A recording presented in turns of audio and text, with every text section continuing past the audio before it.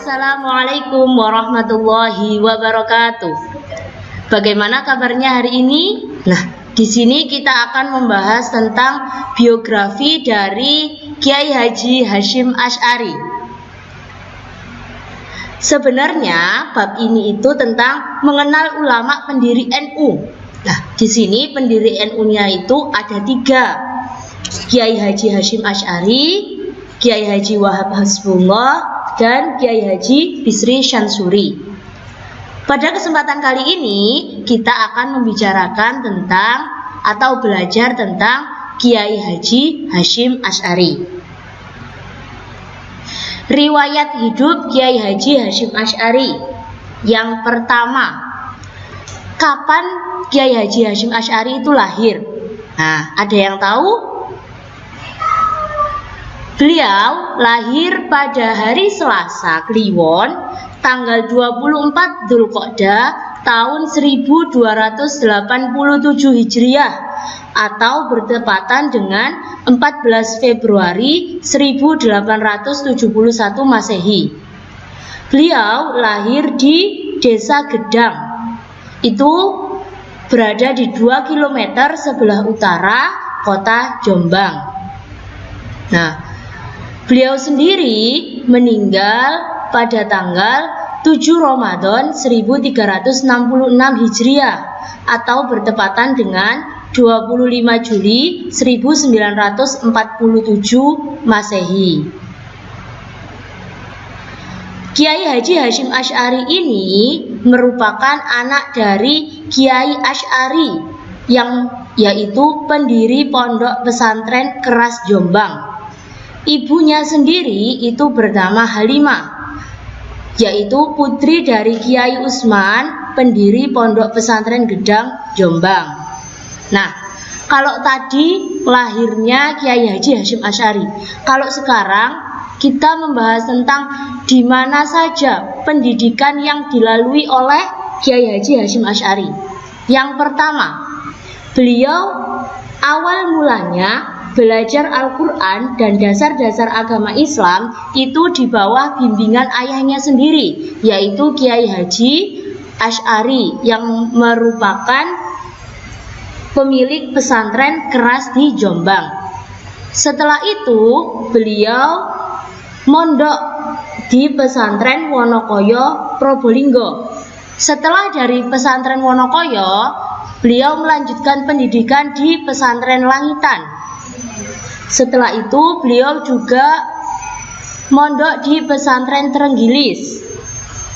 Setelah dari pesantren Trenggilis, beliau melanjutkan pendidikan di pesantren Kademangan, Bangkalan, Madura di bawah asuhan Kiai Haji Khalil Bangkalan.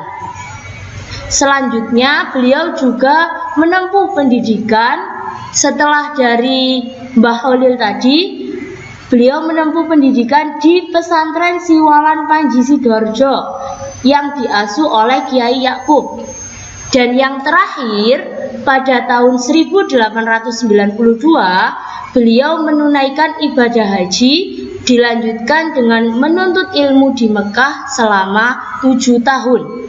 Nah, selanjutnya, pada tahun 1903, Kiai Haji Hasyim Asy'ari itu mendirikan pondok pesantren di Desa Tebu Ireng, tepatnya pada tanggal 26 Rabiul Awal 1317 Hijriah atau sekitar tahun 1903 Masehi. Pondoknya sekarang dikenal dengan nama Pondok Pesantren Tebu Ireng. Beliau adalah orang yang beliau itu orang yang sangat pandai, keilmuannya itu sangat tinggi. Nah, di sini karena itu beliau itu menciptakan banyak karya, beberapa karya dari Kiai Haji Hasyim Asy'ari. Yang pertama, At-Tibyan fin Nahyi an Muqatta'atil Arham wal Aqarib wal Akhwan.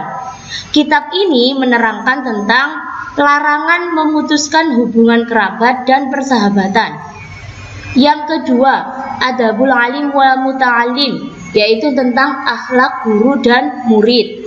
Yang ketiga, ada al-mawaid atau tentang beberapa nasihat dari Kiai Haji Hasyim Asy'ari.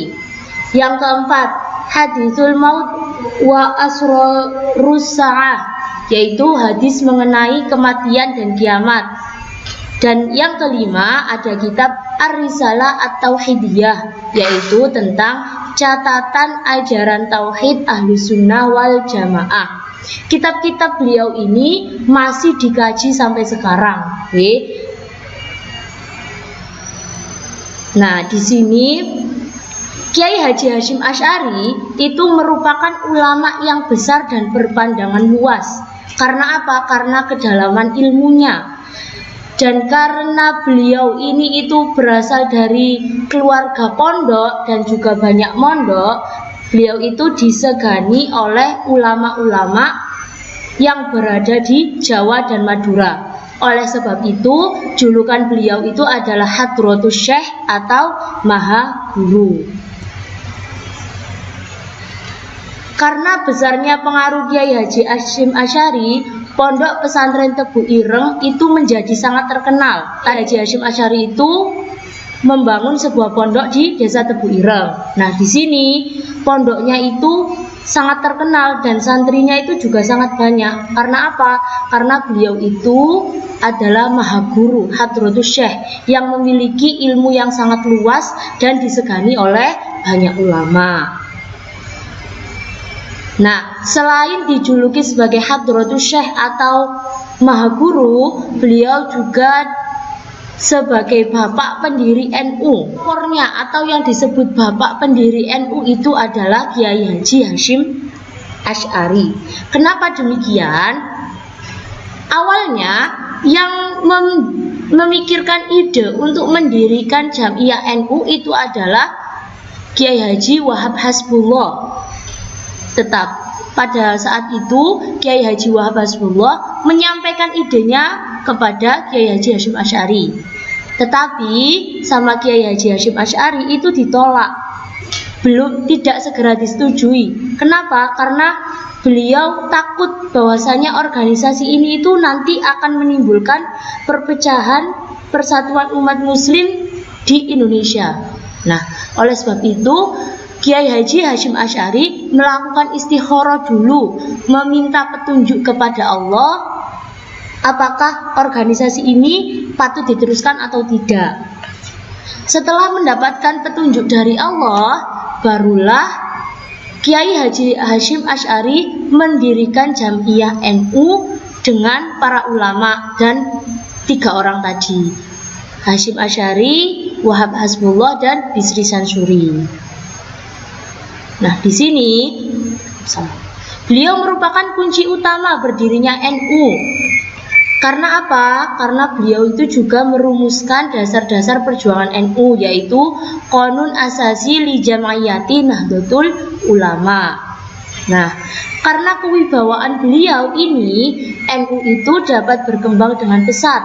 Semua pesantren menerima kehadiran NU dengan positif.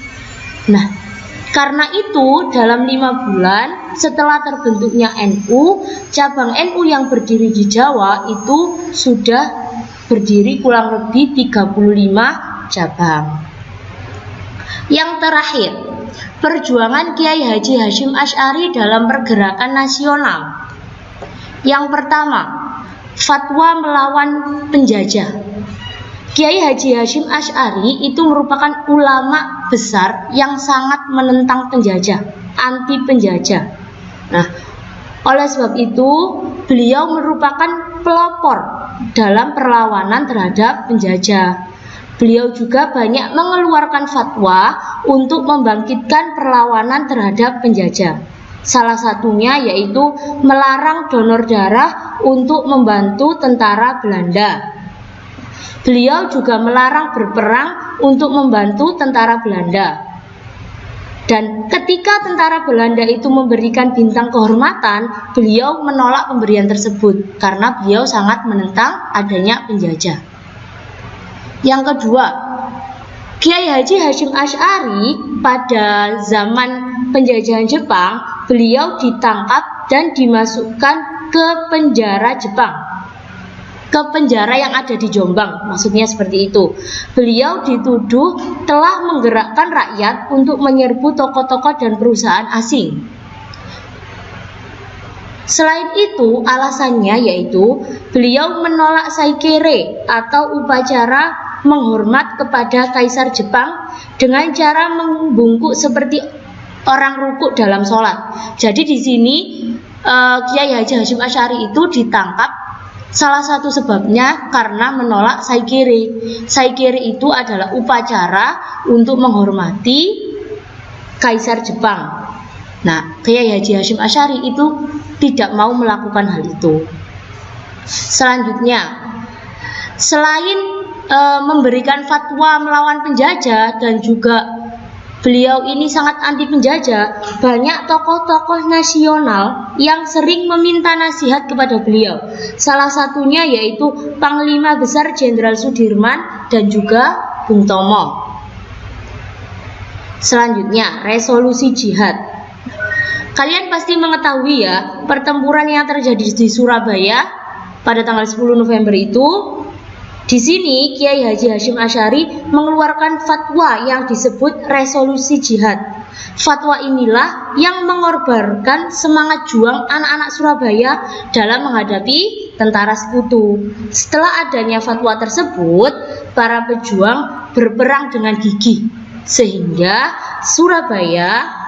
di Surabaya itu pada tanggal itu terjadi pertempuran yang sangat hebat. Dalam memerdekakan Indonesia, Kiai Haji Hasyim Asy'ari itu juga berperan sangat besar perannya. Sekian, tetap semangat di rumah, jangan lupa jaga kesehatan, semangat belajar. Sampai jumpa lain waktu. Wassalamualaikum warahmatullahi wabarakatuh.